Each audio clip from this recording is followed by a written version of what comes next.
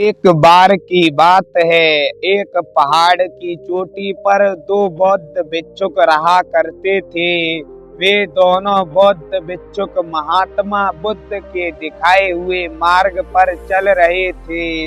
वे दोनों महात्मा बुद्ध का अनुसरण करके ध्यान किया करते और भोजन पानी करने के पश्चात सारा दिन ध्यान में डूबे रहते और ध्यान से आत्मज्ञान की प्राप्ति करना चाहते थे। वे दोनों बौद्ध भिक्षुक गौतम बुद्ध का ही अनुसरण किया करते थे। परंतु एक दिन की बात है, उन दोनों बौद्ध भिक्षुओं में से एक बौद्ध भिक्षुक जंगल में लकड़ी लेने चला जाता है, तो दूसरा बौद्ध भिक्षुक कुटिया में बैठकर ध्यान करने लगता है और ध्यान करते करते वह ध्यान में डूब जाता है।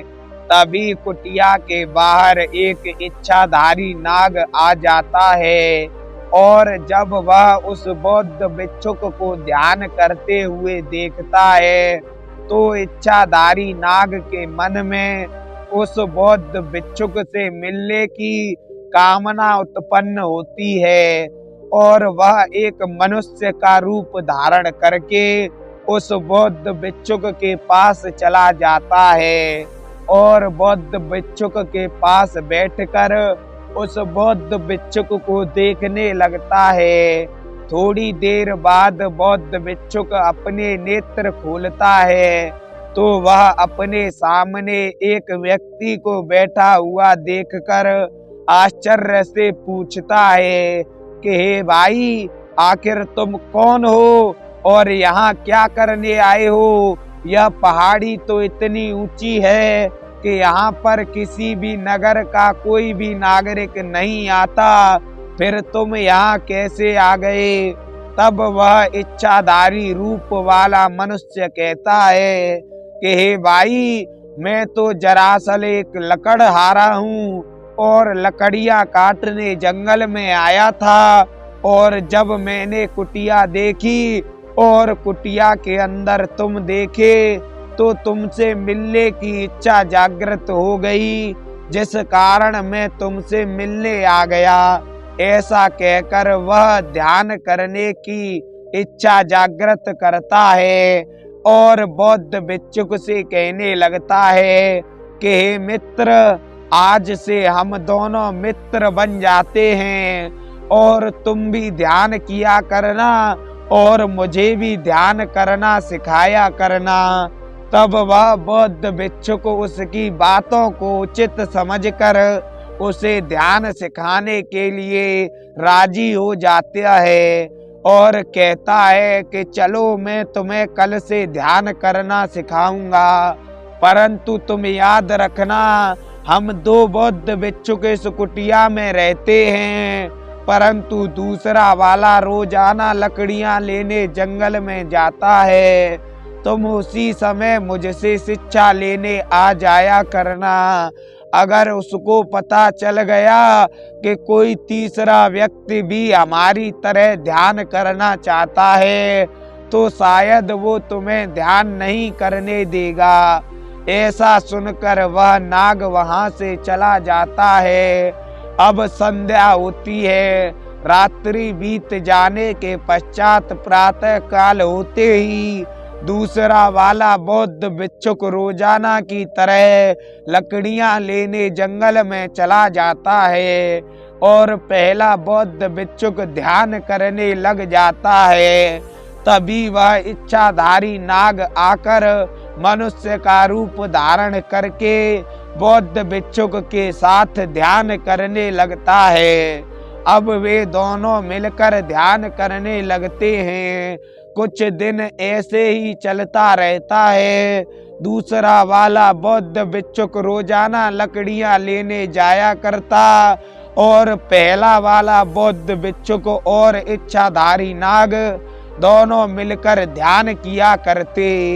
एक दिन की बात है, वह इच्छाधारी नाग पहले बौद्ध भिक्षुक से पूछता है कि तुम ये तो बताओ कि आखिर तुम ध्यान क्यों करते हो और इस ध्यान से तुम्हें क्या प्राप्त होगा। तब दूसरा वाला बौद्ध भिक्षुक वहां पर आ जाता है। तभी इच्छाधारी नाग अपना सूक्ष्म रूप धर के कुटिया से बाहर निकल जाता है और उसका प्रश्न अधूरा ही रह जाता है। अब दूसरे दिन जब वह उस कुटिया में आता है तो पहला वाला बौद्ध भिक्षुक उस नाग से कहता है कि आखिर कल तुम कैसे कुटिया से बाहर निकल गए। तब नाग कहता है कि शायद तुम्हें मैं दिखा नहीं, मैं तो खिड़की से ही बाहर निकला था।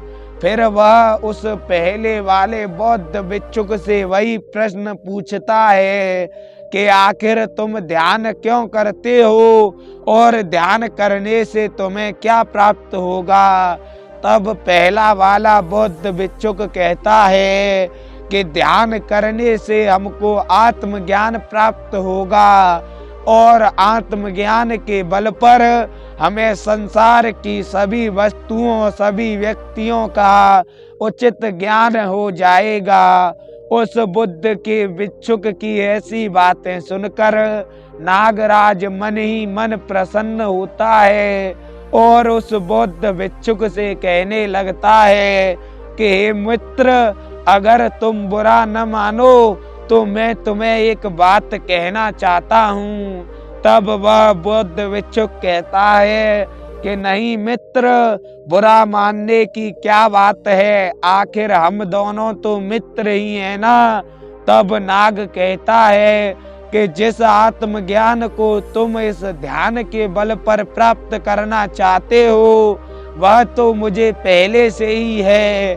और फिर वह अपने असली रूप में आ जाता है और बौद्ध भिक्षुक अपने सम्मुख एक नाग को देखकर बहुत ही घबरा जाता है और इधर उधर भागने की चेष्टा करने लगता है, परंतु वह इच्छाधारी नाग उसे जाने नहीं देता है। और फिर इच्छाधारी नाग उस बौद्ध भिक्षुक को कहता है कि हे बौद्ध भिक्षुक, अगर मैंने तुम्हारा दिल दुखाया हो तो मुझे क्षमा करो, मैं तुम्हें एक चीज दिखाना चाहता हूँ। तब उस बौद्ध भिक्षुक को वह अपनी नागमणि दिखाता है और कहता है कि इस नागमणि में बहुत सारी शक्तियां हैं, इन शक्तियों के बल पर मैं कोई भी रूप धारण कर सकता हूँ, किसी के भी मन की बातों को जान सकता हूँ और जो तुम ध्यान के बल पर करना चाहते हो वह मैं इस नागमणि के द्वारा तुम्हें पल भर में दे सकता हूँ। तब वह गौतम बुद्ध का शिष्य कहता है कि नहीं भाई, मुझे इस तरह किसी भी शक्ति को नहीं चाहिए, मैं तो ध्यान के बल पर आत्मज्ञान को प्राप्त कर ही लूंगा। गौतम बुद्ध के शिष्य की ऐसी बातें सुनकर नागराज दंग रह जाता है और बौद्ध भिक्षुक से कहता है ठीक है, तुम मत प्राप्त करो शक्तियाँ, परंतु इस बारे में किसी को मत बताना। अगर तुमने इस बारे में किसी को कुछ बताया तो मैं तुम्हारे प्राण हर लूंगा और तुम्हें मृत्यु दे दूंगा।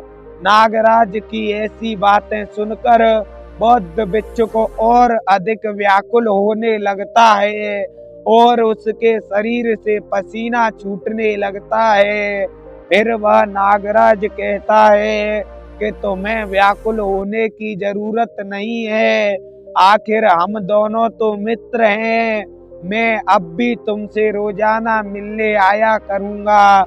ऐसा कहकर नागराज वहां से चला जाता है और दूसरा बौद्ध भिक्षुक जब कुटिया में आता है तो पहले बौद्ध भिक्षुक की ऐसी हालत देखकर पूछने लगता है कि क्या परेशानी है तुमको, जो तुम्हें इतना पसीना आ रहा है। तब पहला बौद्ध भिक्षुक कहता है कि कुछ नहीं, दरअसल गर्मी सी महसूस हो रही थी। ऐसा कहकर वह बातों को टाल देता है अब नागराज रोजाना उसे मिलने आता और उसे यही बात याद दिलाता कि अगर तुमने किसी को बताया तो मैं तुम्हारे प्राण हर लूंगा। दिन ब दिन उस बौद्ध भिक्षुक की हालत खराब होती जा रही थी। उसकी खराब हालत को देखकर दूसरा बौद्ध भिक्षुक रोजाना उससे पूछता कि तुम्हारी हालत खराब होने का क्या कारण है, परंतु पहला बौद्ध भिक्षुक उसे कुछ नहीं बताता। एक दिन की बात है, दूसरा बौद्ध भिक्षुक लकड़ियां लेने जा रहा था। तभी वह लकड़ियां लेने न जाकर कुटिया के पास ही छुपकर बैठ जाता है और तब नागराज पहले बौद्ध भिक्षुक से मिलने आता है और वही धमकी देता है कि अगर तुमने किसी को बताया तो मैं तुम्हारे प्राण हर लूंगा।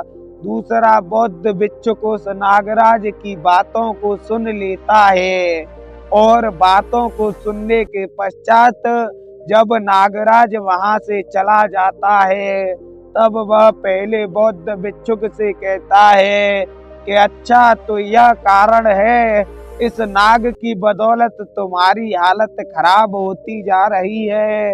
तब पहला बौद्ध भिक्षुक कहता है कि मैं इससे पीछा छुड़ाना चाहता हूँ, परंतु ये मेरा पीछा छोड़ना ही नहीं चाहता। तब दूसरा बौद्ध भिक्षुक उसे एक मार्ग बताता है और कहता है कि अगर कल यह तुम्हारे पास आए तो तुम इससे इसकी नागमणि मांग लेना और कहना तुम अपनी नागमणि मुझे दे दो, जिससे मेरी हालत ठीक तब भी हो जाएगी। ऐसा कहकर दूसरे दिन नागराज जब आता है तो पहला बौद्ध भिक्षुक उससे यही बात कहता है कि क्या तुम मुझे अपनी नागमणि दे सकते हो। बौद्ध भिक्षुक की ऐसी बातें सुनकर नाग दंग रह जाता है और वहां से शीघ्र चला जाता है। और फिर एक दो बार जब कभी भी नाग की मुलाकात उस बौद्ध भिक्षुक से होती तो बौद्ध भिक्षुक यही बात कहता कि क्या तुम मुझे अपनी नागमणि नहीं दोगे, हम तुम तो आखिर मित्र हैं और तुम एक मित्र होकर मित्र को नागमणि नहीं दे सकते। उसकी ऐसी बातें सुनकर नागराज दूर भाग जाता और धीरे धीरे फिर कभी उस बौद्ध भिक्षुक से मिलने न आया। तब दूसरा बौद्ध भिक्षुक कहता है कि अगर तुम्हें किसी भी बुरे दुष्ट व्यक्ति से पीछा छुड़ाना हो तो उससे उसकी सबसे प्रिय वस्तु मांग लो, वह खुद ब खुद तुमसे दूर हो जाएगा। तो अगर आपको हमारी यह कहानी अच्छी लगी हो तो कमेंट करके जरूर बताएं, वीडियो को लाइक करें, चैनल को सब्सक्राइब करें। मिलते हैं जल्द ही एक और नई कहानी के साथ।